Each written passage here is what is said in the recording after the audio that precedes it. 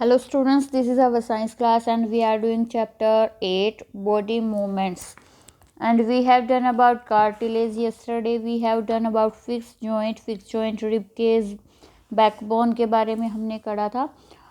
अब है कार्टिलेज के बारे में हमने पढ़ा था कि बोन्स जैसा स्ट्रॉन्ग नहीं होता और हम इसको बेंट मोड़ भी सकते हैं। फील योर ईयर, अपने कान को छूकर देखिए। Do you find any hard bony parts that can be bent. तो आपका जो ये वाला पार्ट है ईयर का, ये क्या है? हार्ड है। बोन जितना हार्ड नहीं है लेकिन हार्ड है, लेकिन आप इसे मोड़ भी सकते हो। There do not seem to be any bone here, क्या यहाँ पे कोई बोन नहीं है। Do you notice anything different between the ear lobe and portion about, मतलब एक ये वाला पोर्शन और एक इस वाले पोर्शन में क्या आपको डिफरेंस लगता है। As you press them between fingers, जब तुम उन्हें उंगलियों के बीच में दबाते हो।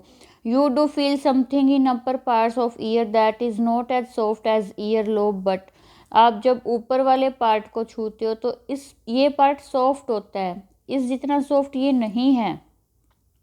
Not as hard as a bone, लेकिन ये इससे तो ये हार्ड है लेकिन बोन जितना भी हार्ड नहीं है।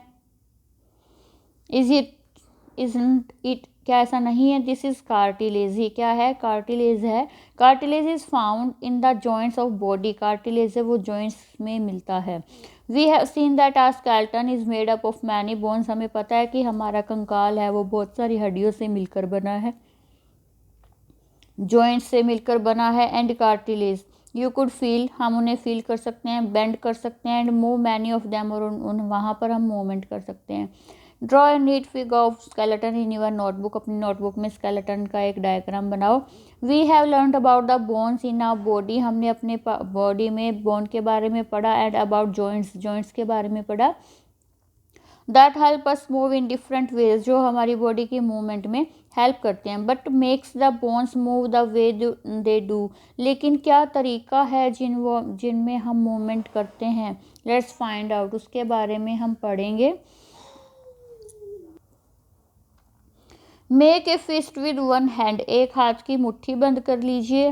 Bend your arm at the elbow, कोहनी से हाथ को मोड़िए। And touch your shoulder with the thumb, और फिर अपने अंगूठे से शोल्डर को टच कीजिए। You see any change in your upper arm, तो आपको अपनी अपर आर्म में कुछ चेंज आता है। Touch it with other hand, दूसरे हाथ से इसे छू कर देखिए, जैसे आप दिखाते हो ना कि ऐसे करके हाथ अपनी बॉडी दिखाते हो, वैसे करके इस पार्ट को टच करके देखना है। Observe a swollen region in the upper arm, upper arm में आपको एक पार्ट दिखाई देगा। दिस इज मसल, ये क्या है? मसल्स हैं, मांसपेशियां हैं। The muscles block out due to contraction, यहाँ पे हमें बाहर क्यों दिखाई देने लगी?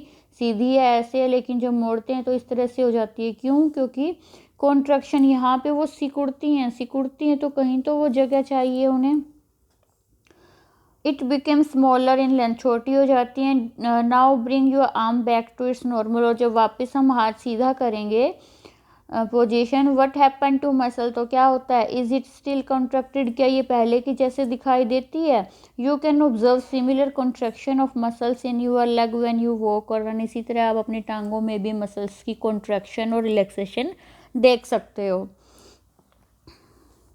When contracted, जब कॉन्ट्रैक्ट होती हैं muscles, the muscles become shorter, छोटी हो जाती हैं। स्टिफर, टफ हो जाती हैं। थिकर, मोटी हो जाती हैं।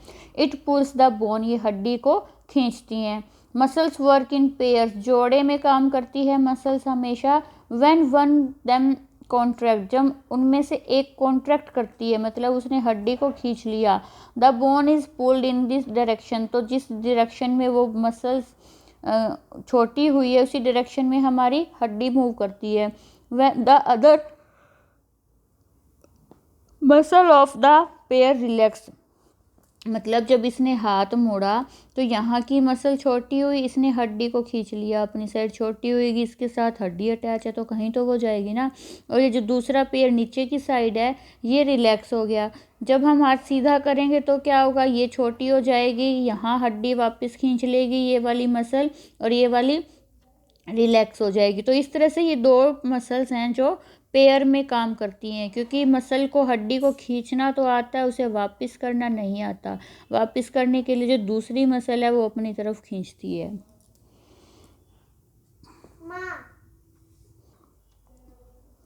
The bone is pulled in the, जब मसल कॉन्ट्रैक्ट हुई, बोन पुल हुई तो दूसरी मसल है वो रिलैक्स होती है। To move the bone in the opposite direction, दूसरी डायरेक्शन में हड्डी को मूव करने के लिए द रिलैक्स्ड मसल, जो मसल रिलैक्स थी वो कॉन्ट्रैक्ट होती है अपनी तरफ खींचने के लिए, और जो दूसरी थी वो रिलैक्स हो जाती है।